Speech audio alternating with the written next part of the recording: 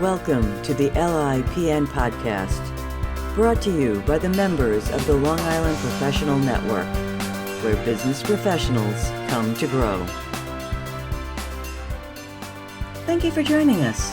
I'm Meryl Loeshner, and I'm the Marketing and Communication Consultant and Podcast Producer with Smith Douglas Associates.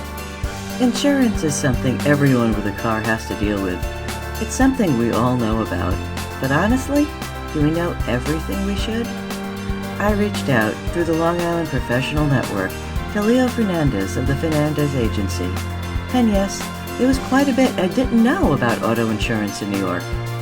So listen in as we talk about teenagers, elderly parents, Uber drivers, rental cars, snowbirds, and some of the many, many things that determine your premiums.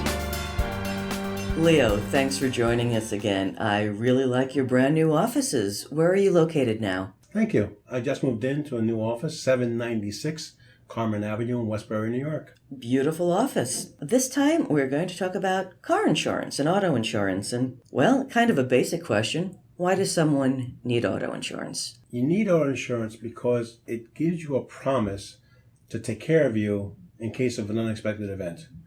So you never know when an accident's going to happen by nature. If something does happen to you, you have insurance that'll protect you. Well, I know there's different kinds of auto insurance. What are some of the kinds and how much of it do I need? Because there's a lot of options out there, and I'm sure it's just as easily to be overinsured as it is to be underinsured. It's more dangerous to be underinsured than overinsured. It's always better to have more than you need. But yes, there are different types of insurance out there. The basic insurance that everybody needs in New York State, or most of the states in the United States, is liability insurance. And that takes care of you in case you're in an accident and you're held responsible. If you have a big loss, let's say you have a $50,000 loss, you may not be able to afford that out of your pocket. That's where the insurance comes in and covers that $50,000 of damage to somebody else's property, whether it be their house or their car or something like that. It protects you in case you're injured or your passengers are injured. If somebody's hurt and they have to go to the doctor or the hospital or have medication or therapy, there's a guaranteed coverage called personal injury protection that will help you pay those medical bills. Besides liability, I know usually the ones that come packaged in is collision. Yes. People refer to that as a full coverage policy. And that's because it covers other people's property, like I just said before, and it also covers your property. Most of the time, if you have a loan on your car or you're leasing a car, you have to have the coverages of collision and comprehensive. Collision is just what it sounds like. It's crash. You crash your car into something, it covers your car. It pays to repair your car. Comprehensive is also referred as other than collision. So almost anything you can think of that is not a crash or not an accident is covered on comprehensive. So your car gets flooded, catches fire, it gets partially stolen or completely stolen. Those things are covered under there. And also with the full coverage package, you also get rental coverage and towing coverage. Usually, you have a choice. It's an option for you, but usually that's included in the full package. And while your car is being repaired, you can go out and rent a car. So you can get back and forth to work. Also, if your car is stuck on the roadway, you can call up your insurance company and they'll come and tow you under the policy. What's gap insurance? Gap insurance is very particular to leasing a car or financing a car. So if you finance a car today for $10,000 and tomorrow it's totaled in a bad crash, the value may be only $8,000, but you still owe the bank $10,000. So it creates what's called a gap of $2,000 or whatever the gap may be. So this will either come out of your pocket or the gap insurance will cover it for you. It's usually provided by the lease company or the loan company because they're the ones who are going to suffer the loss. So if your car gets totaled, the gap insurance will make sure that no extra money comes out of your pocket than necessary. Nowadays, a lot of people are particularly concerned about uninsured motorists. There's a insurance for that as well? Yes. In New York State, there's a mandatory coverage called Uninsured Motorist. And then there's a supplemental coverage that you can buy more than just the mandatory. And I always recommend buying more than just the mandatory, because mandatory is just enough to keep you legal on the streets.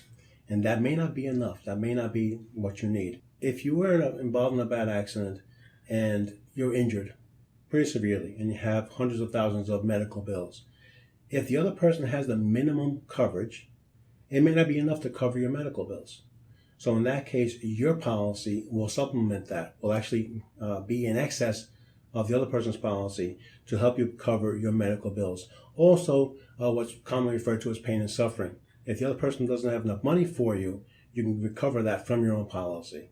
In New York State, you have a minimum liability, a minimum uninsured motorist. You can always buy more depending on what your needs are. Well, it looks like there are a lot of different options. Is that the reason why some insurance companies are higher or lower than others depending on what they're offering? Yes, most companies offer the same coverages. It's pretty common. Some offer some different options, but the coverages are basically the same. However, each company rates their clientele differently.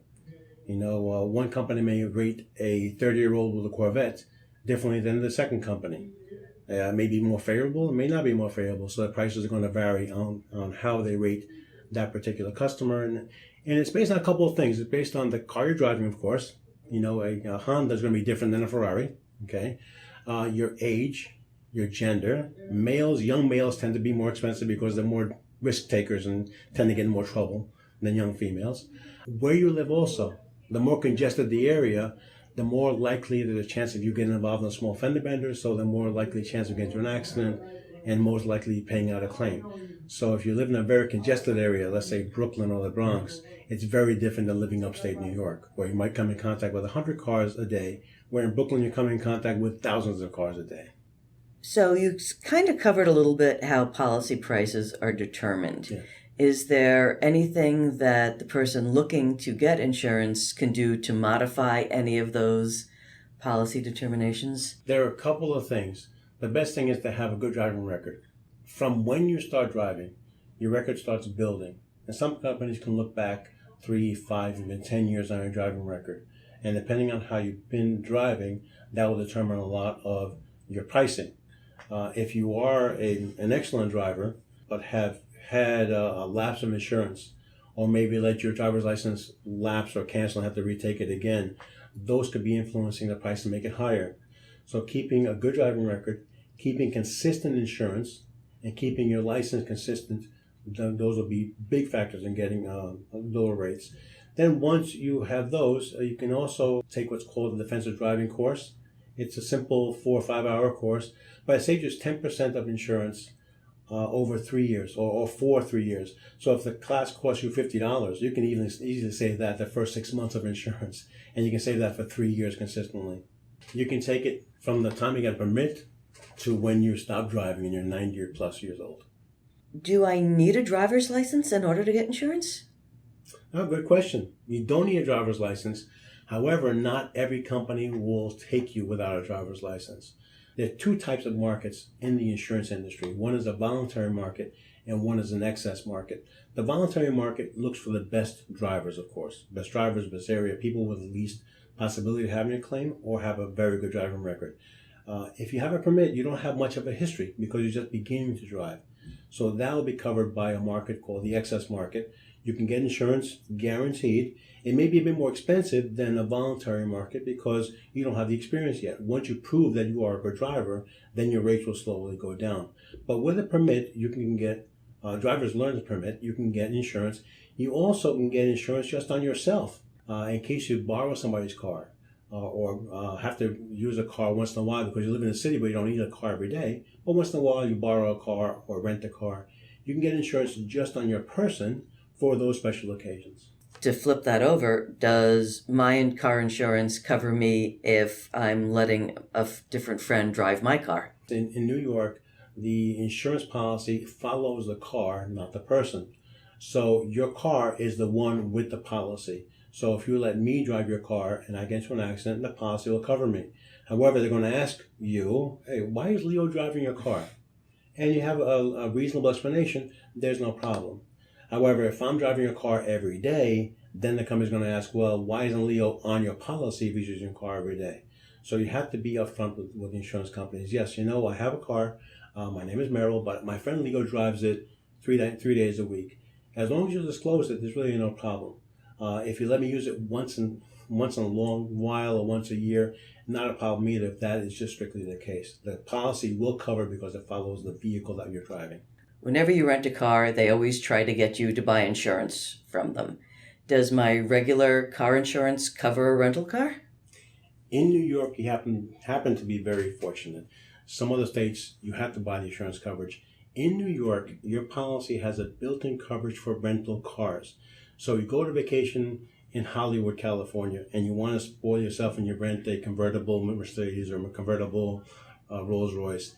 The policy in New York will cover that Rolls Royce 100% under the liability coverage. You don't need to buy anything extra.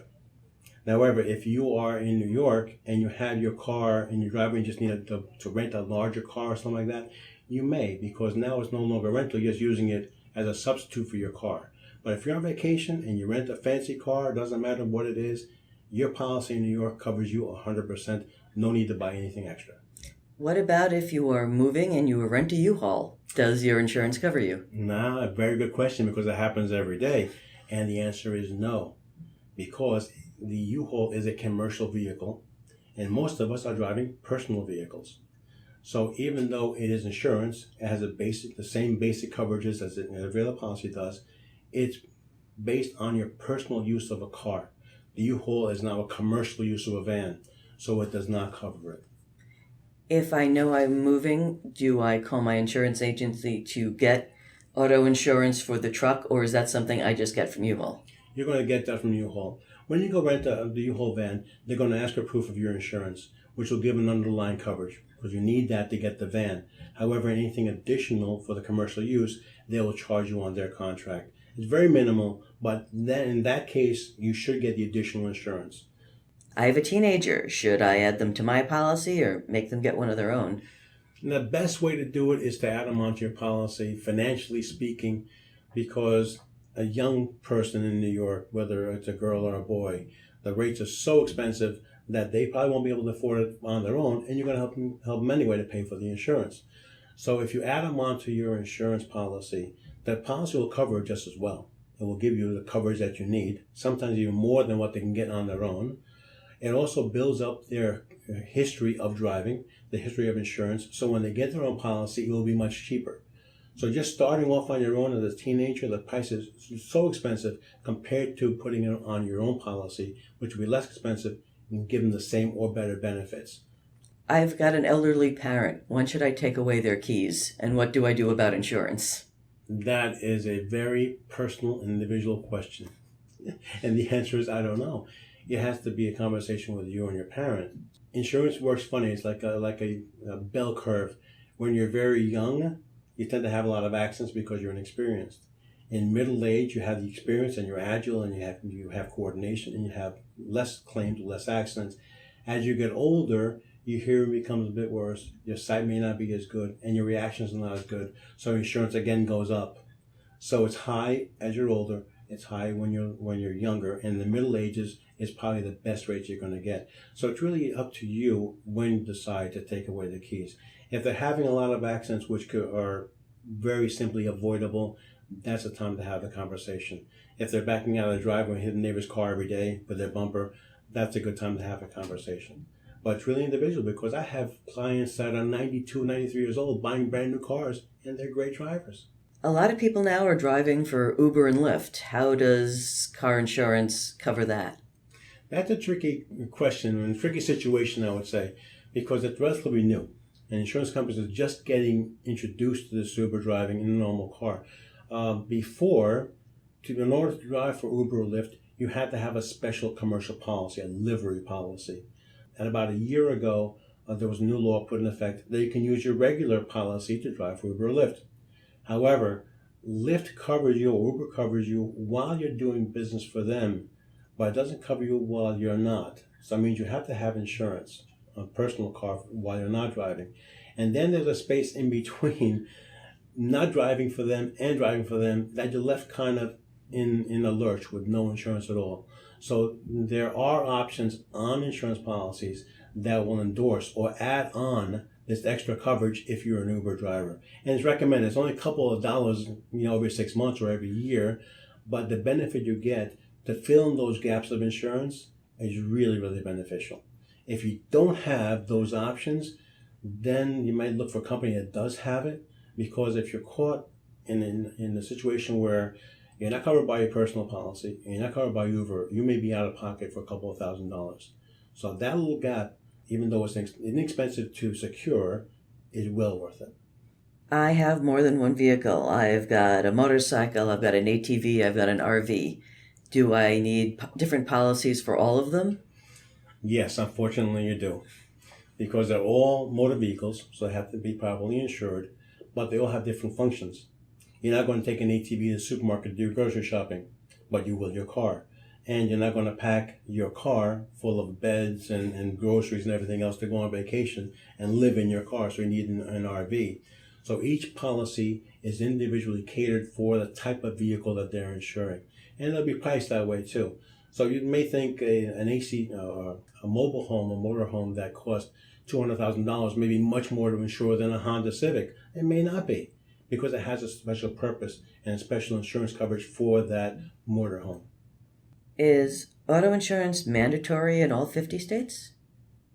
It's not mandatory in all 50 states in the way we use it here in New York.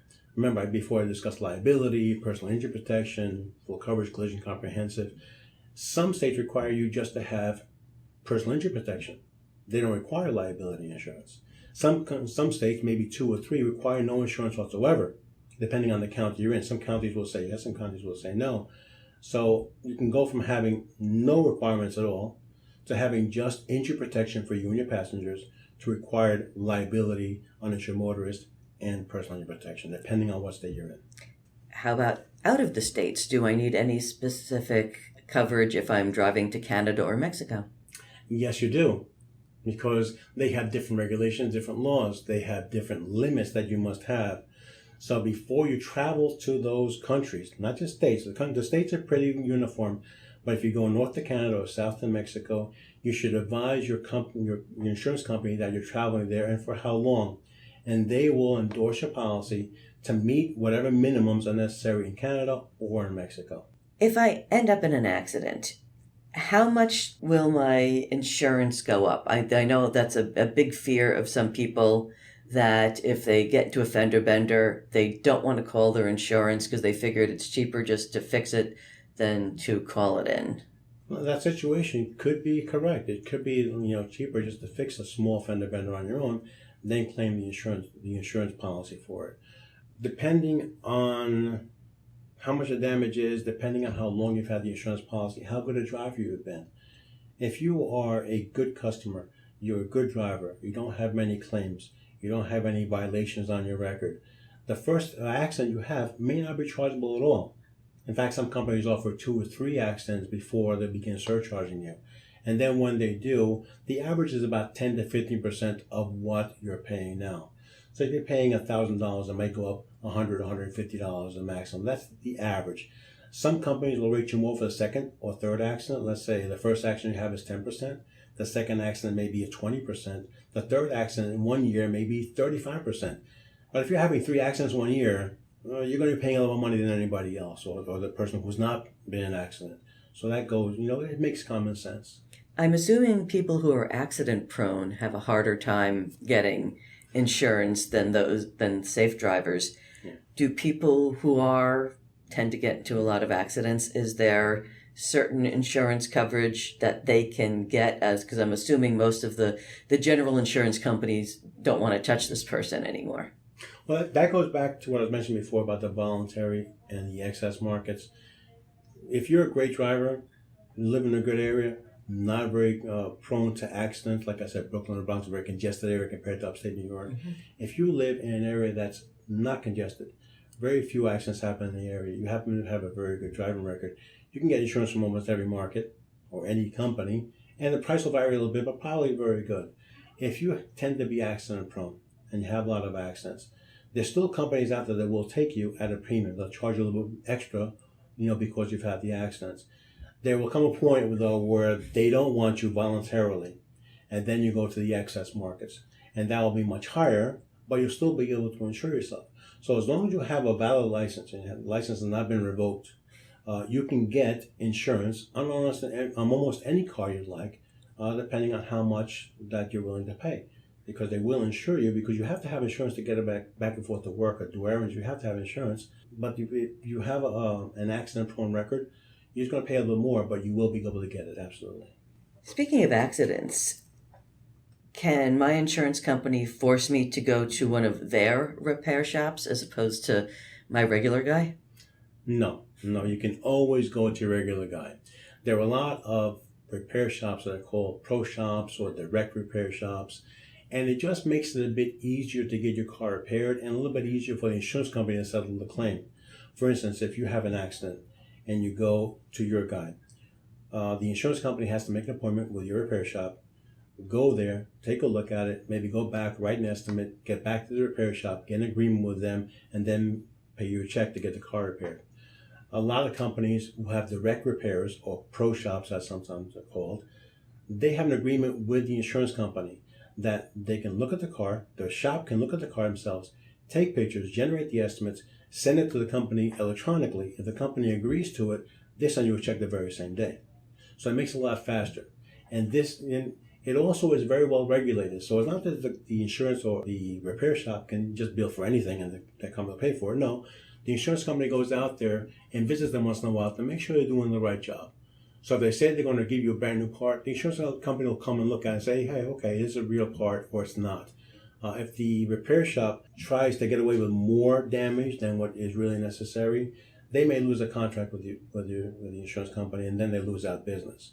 So usually the direct repair shops do a good job because they want to keep the contract with the insurance company. It makes it faster to get your car repaired because the check gets issued within a day directly to you or directly to the repair shop.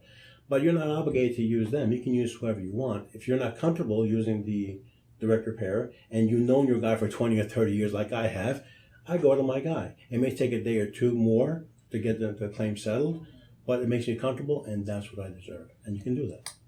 The other thing insurance can cover, I'm assuming, is not only an accident, but theft. I come out of the mall, I look for my car, and it's gone. How does insurance help me with that? That happens more often than not.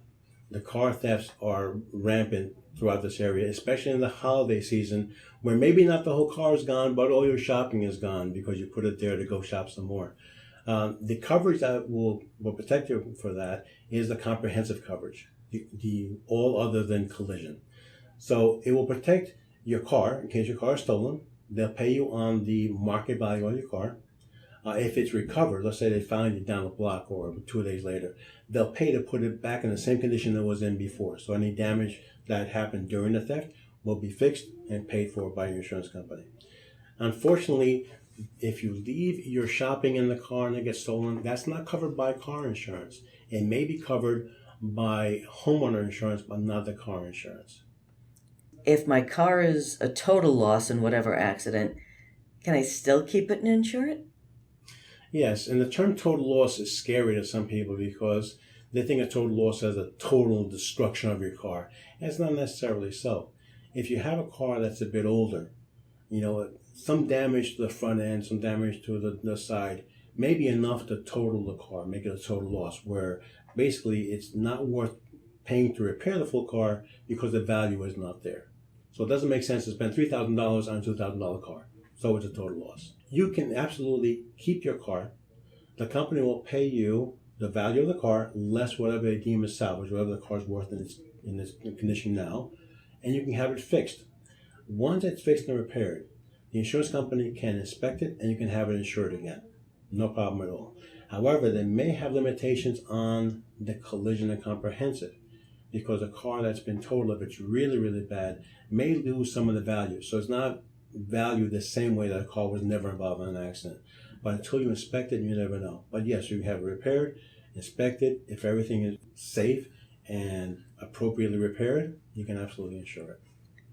I know insurance can be cheaper in other states because God knows New York is relatively expensive. Can I insure my car, say, in Florida, even though I spend most of my time in New York?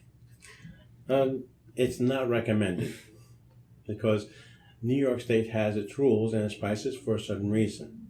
Each state has its own pricing and regulations because they're necessary for the area that you live in. So Florida has its rules and regulations and pricing. New York has the same thing because they're two different states, two different atmospheres. So if you insure your car in Florida, you should be driving the majority of the time in Florida. However, if you live in Florida, you insure in Florida and come here for a vacation, it's not a problem. But if you live in Florida or if you insure in Florida and you live up in New York, that could be a problem because the rates are not commensurate to where you live. And if the insurance company finds that out, they'll say, well, you haven't been living where you say you live, you haven't been driving where you say you drive, so that may create a problem in terms of coverage. If they deem it to be a fraudulent case that you're just trying to get Florida insurance because of the price, they may actually deny your claim. They may deny any kind of coverage whatsoever, and that's more costly than just the insurance you're saving. So the same thing goes if you're living upstate New York compared to downstate New York. The price difference is very big. You need to be absolutely clear with the insurance company as to where you live and where you drive. Because when you have an accident, you want to have coverage with no questions asked. If you have a lot of questions asked, it's going to delay your claim and possibly just deny all coverage altogether. How do people choose where to get their insurance? I know you can call brokers, you can check online. How do you find people who are looking either for insurance for the first time or for a new insurance company? That's a great question because nowadays, in this technological world that we live in, you can shop for insurance from your bed or from your sofa, and you can shop hundreds of insurance companies. You can also call almost anybody that you want from your sofa at home and find out what insurance costs. However, you need to ask what you're buying, what is actual coverage. And that's a problem that we're having with newer drivers that just want insurance like it's a commodity. Just give me insurance enough to drive and that's it, that's all I need. But there's nobody there to answer questions as to what you really need or how much you really need. So you can buy insurance directly on the internet over an 800 number or walk into an agent's office or a broker's office. I'm an agent, as you know, so people come in and talk to me and see face to face. So if they have a question that they're not sure about, they can ask me and I can give them opinions, I give them recommendations, and it's up to them to purchase it. If you purchase insurance on the internet, there's no interaction as to be able to ask somebody, what do you think I should have for this, or what do you think I should have for that? So it's widely available, which is fantastic because you can do research on every insurance company, find out how good they are, find out how bad they are, any complaints, any non-complaints, and also find out pricing. But it's good to talk to a person because you have a personal relationship with that agent or broker, and you can ask them, what do you think about my son or daughter? What do you think about buying this car compared to that car? If I move to a different area, how badly is that going to affect my rates, or should I worry about it? So it's good to have an interaction and not just buy based on the price or just get me the insurance so I can go on the street and drive. It's much more involved than that. For people who have insurance and have had insurance for a while with the same agency, they just re-up the policy every year. Mm-hmm. How often should people stop and take a look at their policy and at their insurance company to see what they're paying versus what they're getting? Roughly, how often should people review their policy? I try to review it every year, do an annual review. Sometimes things don't change at all. You live in the same household, you still have the same driver, you still have the same car. But sometimes things do change. Like your children may begin to drive. So you may need to look at your coverage, make sure they're protected appropriately for when they're driving. You may have changed cars. You may have moved from your household. So you need to review it at least once a year, at least I would say. And just ask questions as to, not just how much am I paying, but how much am I covered for? If you lived in a $5 million house and you had a great job and making a lot of money, had a lot of assets, and now you sold your house and you moved into a smaller apartment or something like that, you may not need the same liability coverages that you did before, but you have to ask. The same thing goes in reverse. If you live in a small apartment and now you bought your big house and you live in a big, more affluent neighborhood, you got to protect yourself because if you have an accident, you might have an accident with a $300,000 car. Or somebody's house, you might lose control and hit somebody's house, which costs a lot more money than the area where you lived in. So every year at least, find out what's changed in your life and make that insurance policy appropriately for what and where you are now. What if someone comes to you and said, I have had Acme insurance now for the past 30 years. The prices keep going up. it's becoming a problem. What makes you different? Well, first of all, it's great that you maintain the policy for 30 years. That shows stability, and insurance companies love to see that.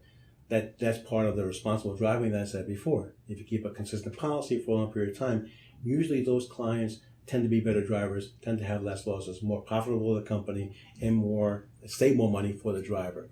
So we got to look and see what coverage you still have with Acme. Is it something really elaborate, very overly insured, or is it something appropriate, or is it something that's not appropriate at all and still you're paying more money? So we compare and see what you have, and then I can run different numbers for you with different insurance companies, find out for the same coverage what price would be and see if it's comparable, and then give you some prices on what I recommend you should have and see how that compares. Well, if anyone else has any questions about auto insurance in New York, how can we reach you? I'm available anytime.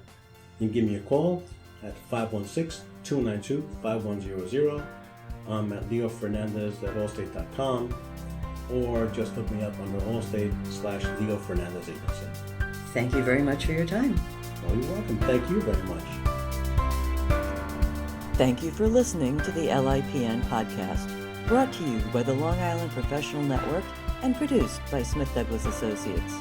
To learn more about the LIPN, visit our website at lipn.org or join our meetup under Long Island Professional Network.